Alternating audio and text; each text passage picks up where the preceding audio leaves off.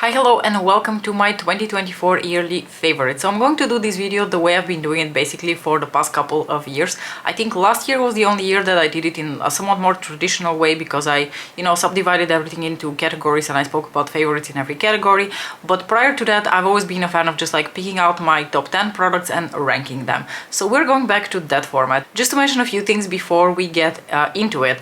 First and foremost, the look that I'm currently wearing features a number of these favorites that I'm going to talk about today. It is in fact my previous video where I did a collab with my beautiful friend Martina Lily here on YouTube, where we did a little, Christmas Q&A and a get ready with me with a somewhat like holiday inspired look. So if you're interested to see a number of these products in action, then you can go watch my previous video, and I would also highly encourage you to watch Martina's video because that one will probably be really fun as well. I haven't seen it yet. But today we're going to talk about my top 10. Now, the second thing I want to mention is in my yearly favorites, I usually, will rank the actual makeup, but I do feature other categories just like completely outside of the makeup category. And that additional category has really no rhyme or reason. If I found a skincare product or a skincare device or a brush or, accessories that I really want to talk about, they're usually featured in those favorite videos without being ranked, but the actual makeup is going to be ranked. Now, the way I've approached the selection of the makeup products for this year's ranking though is I tried so much amazing makeup this year. I don't know that I tried anything that I considered to be really disappointing or that I thought, oh, this was, a complete waste of my money. Most of the things that I tried this year, and a lot of it was from classic luxury brands, has been absolutely amazing. But what I wanted to feature in this video is not just the makeup that I have enjoyed, but products that I would almost consider game changers. So these are the products that I'm going to feature in today's video. You will notice that a lot of them are lipsticks because this has definitely been the year Mariam discovers luxury lipsticks. Ever since January 2024, when I tried my first Dior lipsticks, I've been on a, adventure and a spree to try all the luxury lipsticks. I've been promising to do a video on all of these luxury lipsticks also for months, and you will probably laugh when I tell you that I already have a part of that video filmed since the summer and I still haven't gotten around to actually finishing that video. So that's how ridiculous I am.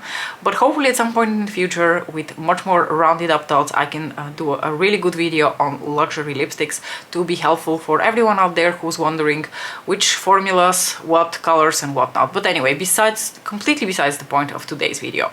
So like I said, today we're going to be ranking makeup, but before we get into that, I will mention two products that are outside of the makeup category.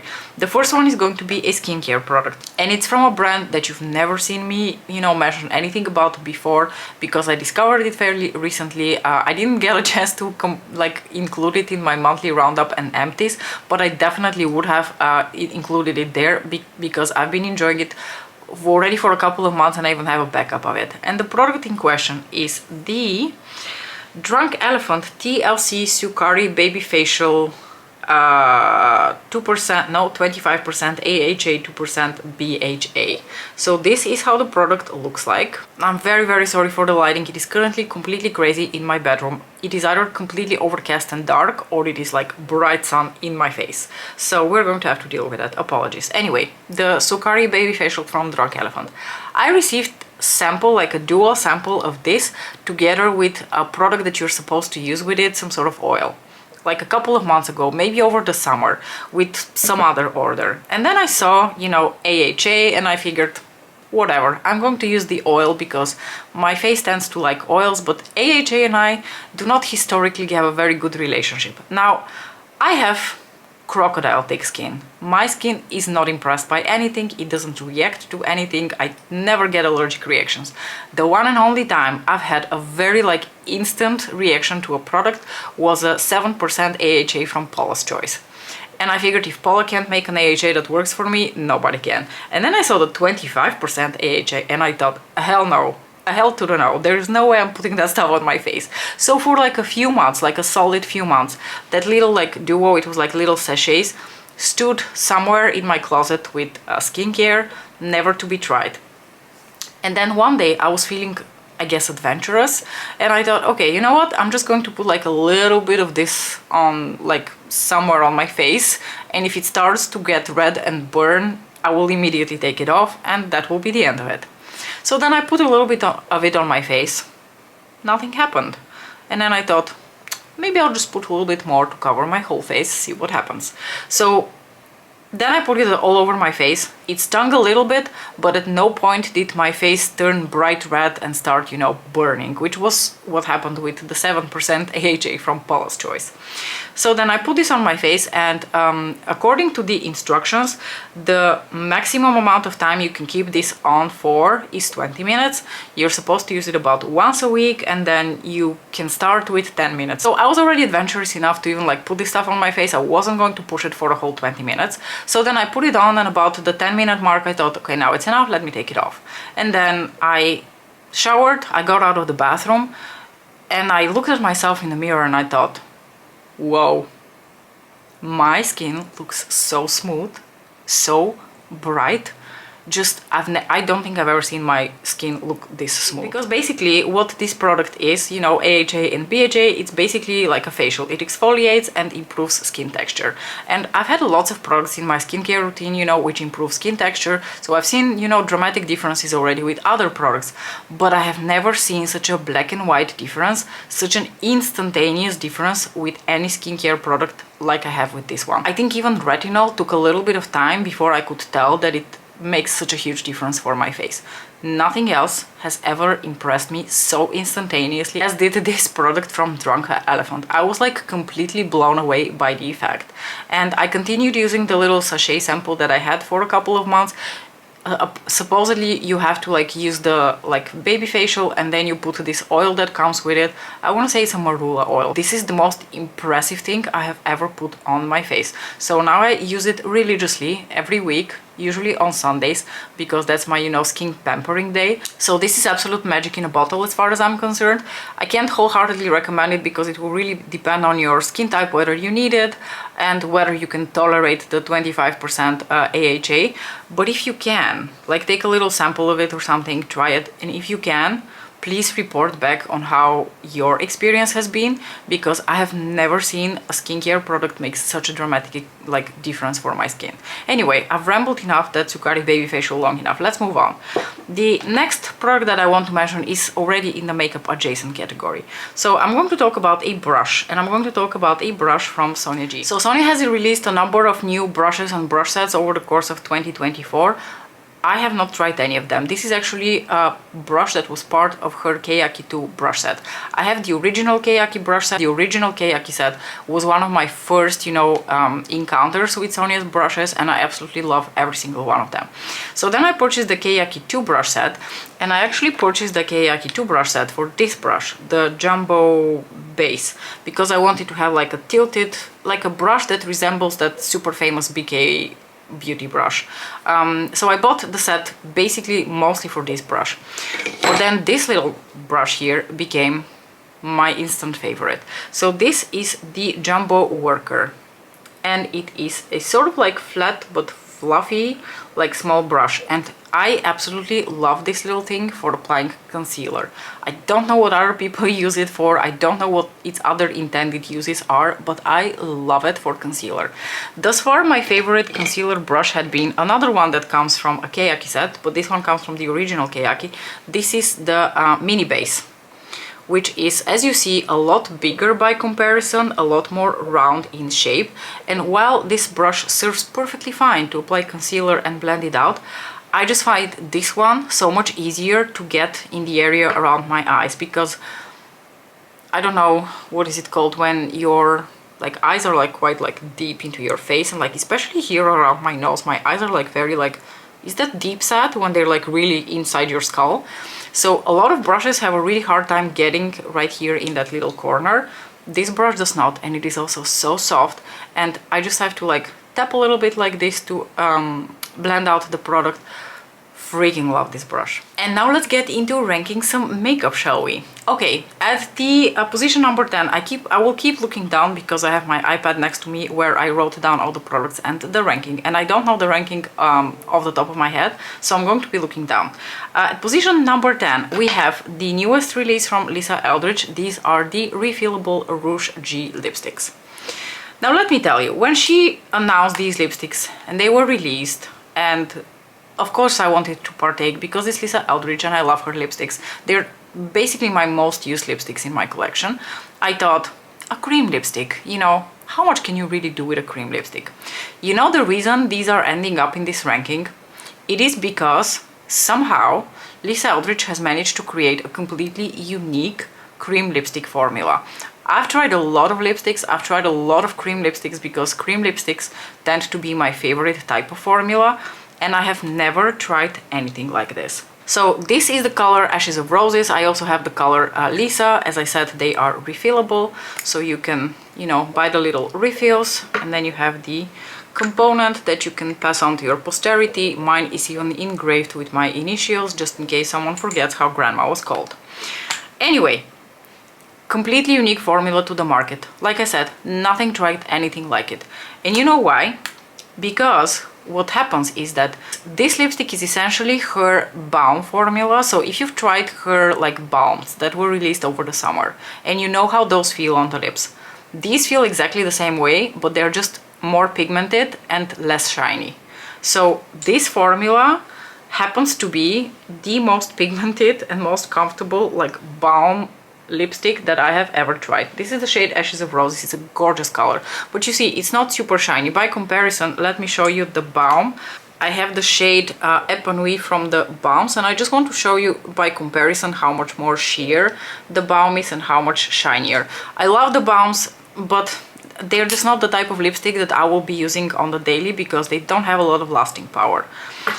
However, the way they feel on the lips, they are so comfortable and so plush and so, you know, wonderfully nourishing on the lips. So when I tried the Rouge G lipsticks and I realized that it's essentially this formula, but then, you know, more pigmented and less shiny, I was over the moon, and I was also so freaking surprised because I've never tried a cream lipstick with quite this formula.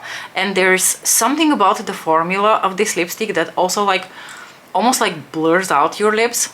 Like sometimes I will wear one of these lipsticks, like either Lisa or Ashes of Roses, and I will wear it for several hours. And first of all, your lips never really feel dry. But let's say that you haven't hydrated properly in a few hours, you've talked a lot, you just feel generally a bit out of sorts. And then you think, probably my lips are looking pretty dry and pretty crusty. And then whenever I'm wearing these lipsticks, I will look at myself in the mirror and I will think, oh, my lips look so freaking blurred. They look like they've been, you know, they look like they've got a filter on them. I love the effect that these lipsticks have on the lips. I love how they feel on the lips. And to be honest with you, for a cream lipstick, I think they're quite long lasting. You have to maybe reapply a little bit in the center of the lips, but other than that, you are good to go. So because of how surprised I was by the formula, like pleasantly surprised that it's not only a new type of experience, but also a very pleasant experience, I'm including these in my ranking, even though I didn't really expect that they would make it to the ranking, to be honest. I've been reaching a lot for both Ashes of Roses and Lisa.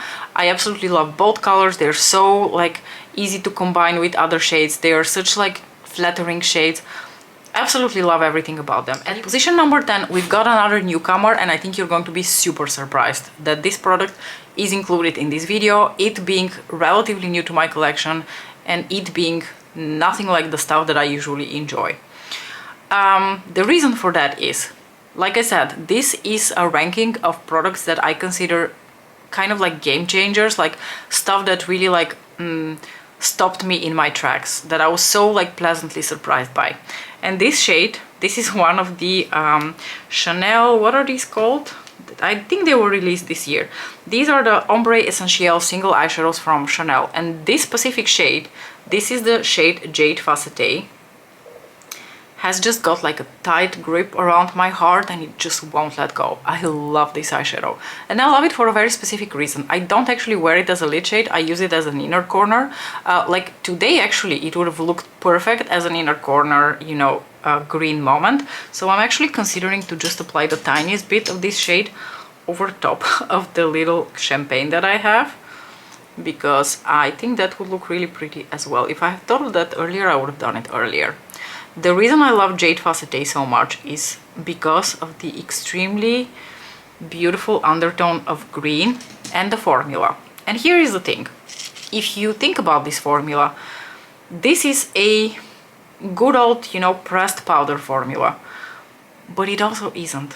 It's so silky smooth, it's so sophisticated and elegant, it's so like lightweight. And I know that especially compared to like baked gelée formulas, which are usually the ones that make my heart skip a beat, this one cannot really compare. But at the same time, there is something so elegant about this formula, so like lightweight and so pretty, that I have another shade in this range as well, and I also love that shade a lot. And the interesting thing is neither of them is very pigmented or sparkly, but still there is something magical about this formula. And this shade, because it's not a straight up mint green, but it's like a cooler toned mint green with like a cooler toned golden shift to it, if that, you know, says anything about anything. I think this is just such a special eyeshadow in both its undertones and the formula, and I've been enjoying it so much. Like, it's basically on my inner corners every other day ever since I bought it. So I think that it clearly deserves to be in the top 10 of this year, because it has been something that I have thoroughly enjoyed. And when I think about what made my heart skip a beat this year, Jade Facete is definitely in the mix. Alright, at position number 8 we've got a single eyeshadow, but it is a single eyeshadow that I only actually have in the context of palettes. Now, one of the reasons that I'm also not going to talk too much about eyeshadows and like eyeshadow palettes in this specific video is because we're going to do the whole, you know, ranking of eyeshadow palettes. But there's one eyeshadow that I have been going back into day in and day out with a lot of my like neutral looks. And the eyeshadow in question is this one from Bobbi Brown. This is the shade Lunar. I have it both in the Milky Way quad that was released this year, as well as the Moonstone Glow palette from last year. And I had already fallen in love with it last year when it was released with the Moonstone Glow palette, because this is essentially the same texture as Solstice, is that flaky, glittery baked gelée texture as Solstice from Pat McGrath Labs, but then it has that gorgeous like pink shimmer in it. And I'm not really sure that my lighting right now is very conducive to you actually seeing any of these shifts. This is an eyeshadow that I think you can only really truly appreciate if you put it on and you can see it under artificial lighting. Let me give you a little swatch, but look how pretty and ethereal. I freaking love that little like pink sparkle moment that is in here, because it's not overwhelmingly pink. It's not going to make your whole look appear Barbie pink. No, it's just subtle, you know, few sparkles of pink with that like cooler toned, like champagne whitish type of base. So it's essentially like Solstice, but then make it pinker. And it's just really, really pretty. I love it. It's so ethereal, it's so beautifully iridescent. It's exactly like magic fairy dust. I really like this eyeshadow. So while I would not put the whole quad in here, even though a number of the eyeshadows in here are absolutely beautiful and I love them, it is really the shade Lunar that I think deserves to be in this year's ranking, because I will actually specifically go into either Milky Way or Moonstone Glow to combine Lunar with other eyeshadow palettes. At position number 7 we have the Sublimage Concealer from Chanel. This is a Martina made me buy it and a recommendation from Martina. So Martina and we do have slightly different, you know, needs when it comes to our under eyes, but we both share like very dry skin under our eyes. So when she touts something as super hydrating, I'm always listening. And to be honest with you, there have been a couple of times where products that she can use, I really can't use, like the Huda faux filter concealer, I think it was called. That one was like the Sahara Desert. That one did not work for me at all. It was too high coverage and too drying. This one, on the other hand, is exactly what I wanted. So it comes in a pot. It is preposterously expensive because the whole Sublimage line is meant to be, you know, halfway between skincare and makeup. So this is not just makeup, which is another one of the reasons I thought, you know what, if we can mix a little bit of skincare, you know, to take care of them under eyes, why not? This is the shade 20, which is a fairly good match for me. I think when I'm at my palest, maybe it is slightly too dark, but I can make it work, no problemo. What I really like about this concealer is that it has this slightly like salmony correcting undertone to it. So it does serve also as, I mean, it's called a correcteur. I think the original name of this is Le Correcteur. So it does have like correcting purposes as well, which is also why it has this specific like tone of the shade. It has that like peachiness to it, but it's also really like, it looks really hydrating under your eyes. It doesn't create any texture, it wears really beautifully, because I have other concealers that look hydrating when I first put them on, and then over the course of the day they start to look, they make me look really haggard. And it also has like dang good coverage levels. Not that I am super into high coverage concealers. I don't have like, well, I do. I have like veins and I do have like some blue under my eyes, but I care more for my under eyes not looking dry like the desert than, you know, being high coverage. So if I can have something that provides the coverage without severely drying my eyes, I'm in heaven. And this product is absolute heaven. It is really expensive, but as you can see, I've been getting a lot of use out of it, and I think I'm actually going to go through it, and I might consider repurchasing it, although I do still really like my Dior Skin Correct. My Dior Skin Correct is also a gorgeous concealer. At position number 6, we've got another game changer, which comes from Prada. Now, I want to here plug in a little, you know, special shout out. They did not make the cut for the actual top 10, but I still think they're absolutely fabulous, is the Prada eyeshadow formula. I didn't include any of them. We're going to talk about them in my eyeshadow palette ranking, but I do find the formula of the Prada eyeshadows absolutely exquisite. However, this powder is where it's at.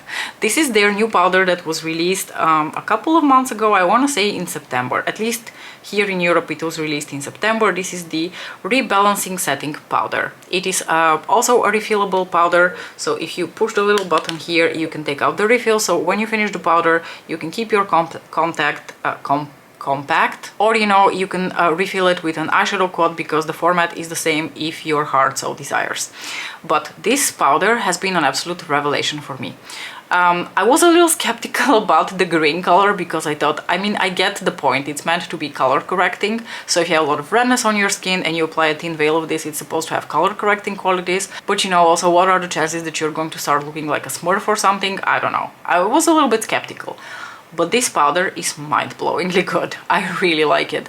I appreciate the color correcting qualities of this powder, but I also appreciate everything else about it.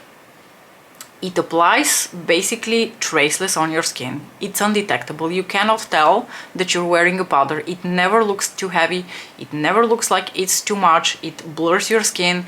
It makes your foundation last a very, very decent amount of hours. I've basically never had issues with my foundation when I've been wearing this powder. And it's just a lovely powder. There's really nothing bad that I can say about it, except one thing. It is scented. Prada likes to scent their makeup, unfortunately, and I can catch a whiff of that scent as I'm speaking. Fortunately, it doesn't bother my skin. I'm not sensitive to scented makeup, and I don't feel it when I put it on my face. Like now, when I have the powder literally next to my nose open, I can smell it, but when I put it on my face, I don't smell it, and I definitely don't smell it afterwards. So if you haven't tried this powder and you're on the lookout for like a really good powder that has been released recently, because you're in the market to try something different and new, I highly recommend this powder. It is amazing.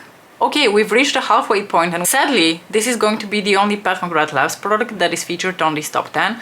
I don't think there's been a year when I have featured so little Pat McGrath Labs makeup in my top 10. There will be, of course, eyeshadow palettes or palette in the ranking. Oh gosh, it's only one, right? Yes, there's only one eyeshadow palette from Pat McGrath Labs. Oh, this makes me a little bit sad. You know, I enjoyed her cream blushes, but they're not top 10 material. They're great, but they're not top 10 material. And she hasn't really released much this year that has tickled my pickle, to be honest. I do love Luminous Legends though. We're going to talk about Luminous Legends with the video that comes on the ranking of eyeshadow palettes, but you know, let's focus on the thing that did actually make it the top 10 cut.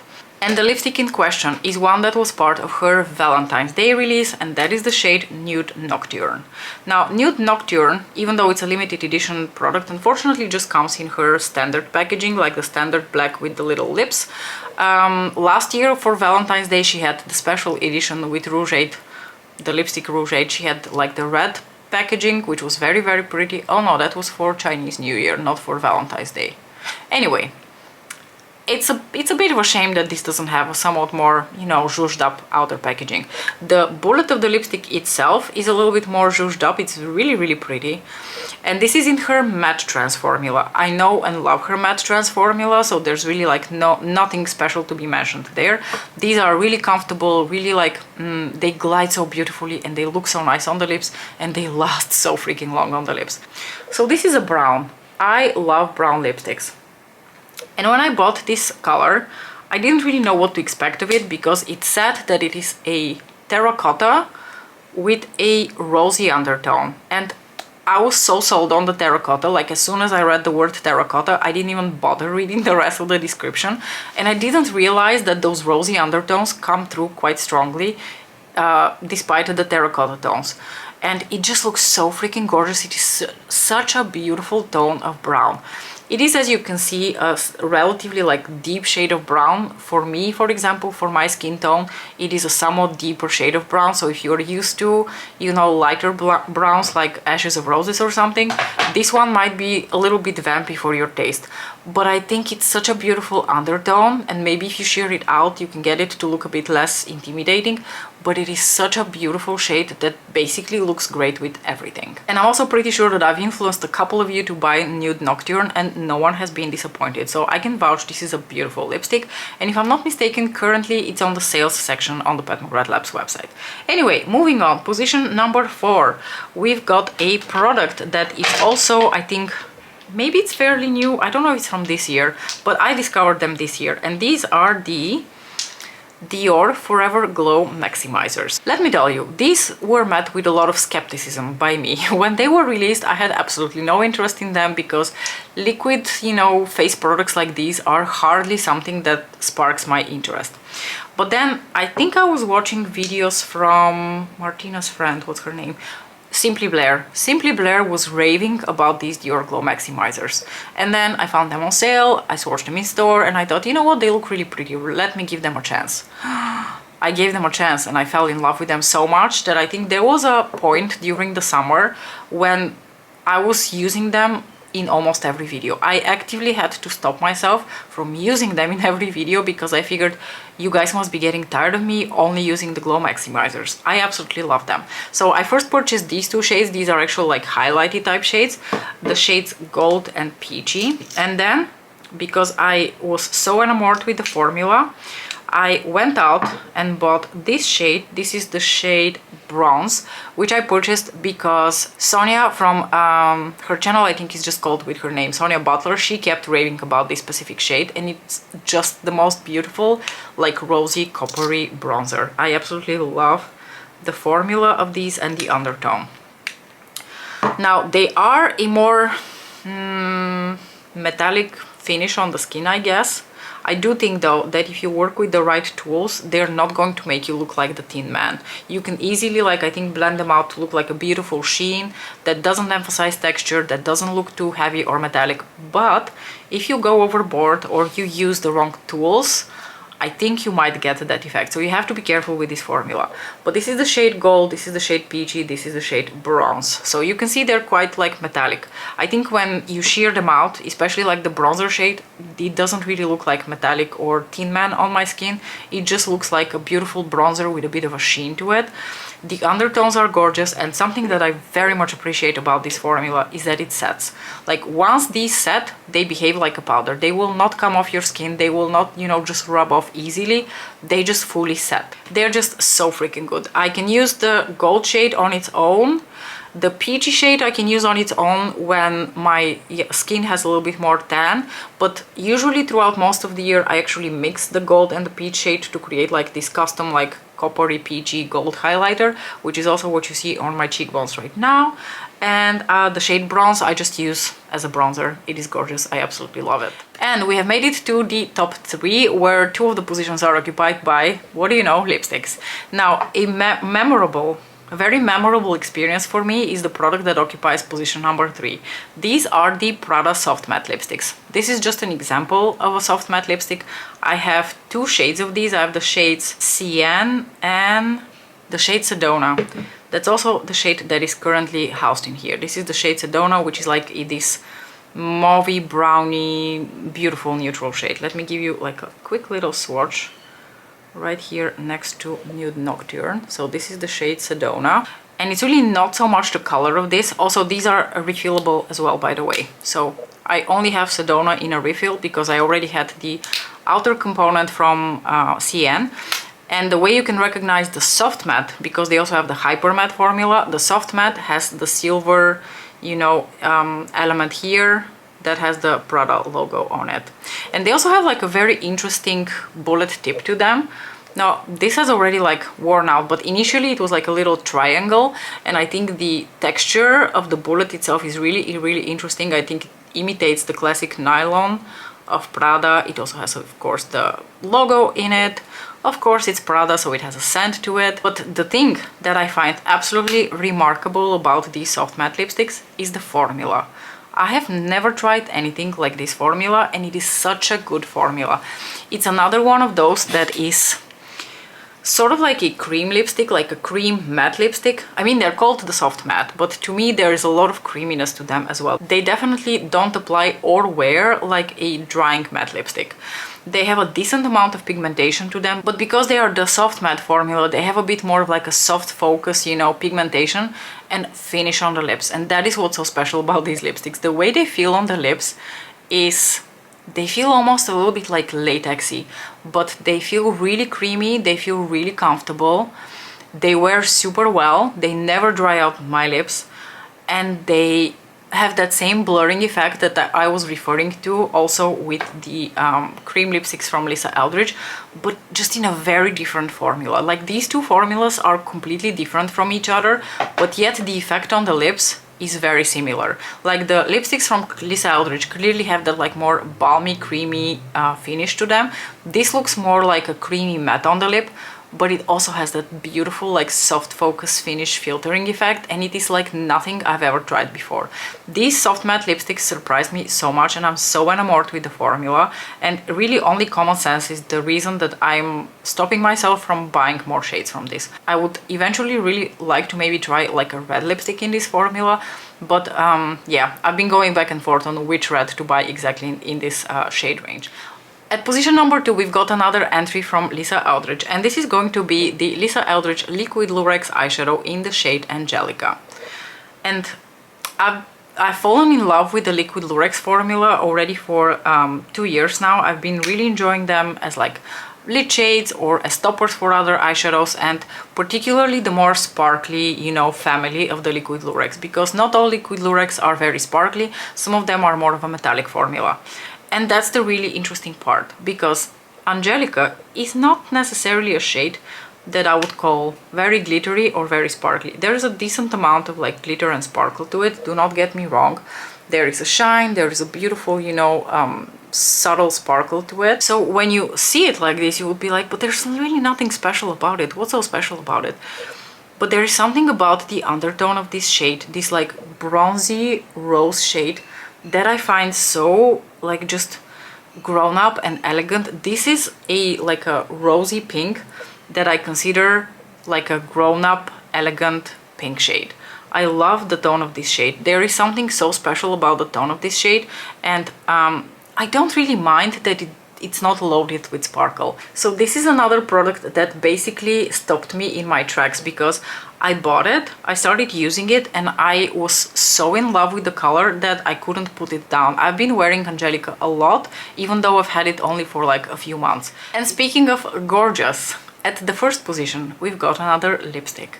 We've got the crown jewel of my collection, one of my Hermès lipsticks. This one specifically is in the shade Rouge Vignette, because first of all, red lipstick. Second of all, this specific shade, it's also the lipstick that I'm wearing today. She is just absolutely gorgeous. We are in love. We are in a committed long-term relationship. So let me tell you a little bit about my experience with Hermès lipsticks, because this is not just about this specific shade. It is about this specific shade, but it is also about my experience with Hermès lipsticks and with luxury lipsticks. I tried a lot of luxury lipsticks this year, and a lot of them, most of them in fact, are really good. They're really good. There's nothing bad that I can say about them. There are differences in the formulas, in the finishes, in the packaging. But when it comes to one which offers you the best possible experience on all fronts, to me, these are the Hermès lipsticks. I think nothing really comes close to the outside packaging of the Hermès lipsticks. They're just so incredibly stunning, you know, with the blocked color, you know, coding. They come in different colors. I have a number of them now. They're just truly a piece of art to look at. They feel luxurious in the hand. They are, by the way, also refillable, so in case you ever go through one, you can always like keep the outer packaging and refill it.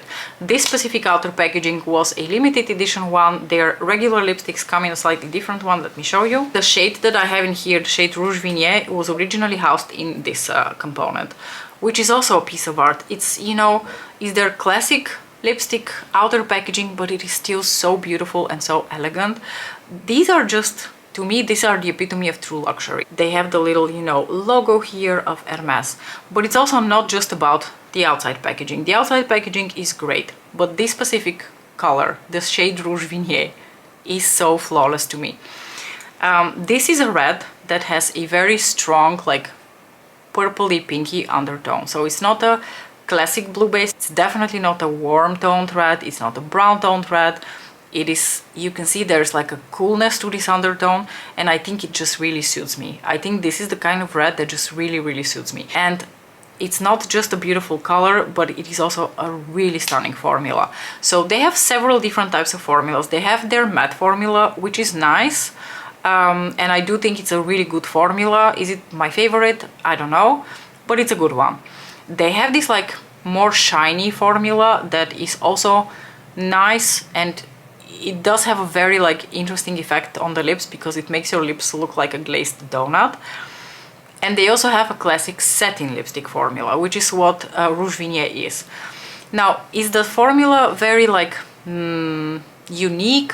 I don't know that it's very unique. I think it feels similar to a lot of other, you know, satin lipsticks. It feels similar to the Rouge Allure from Chanel. It feels similar to like older lipsticks that I've had from Urban Decay.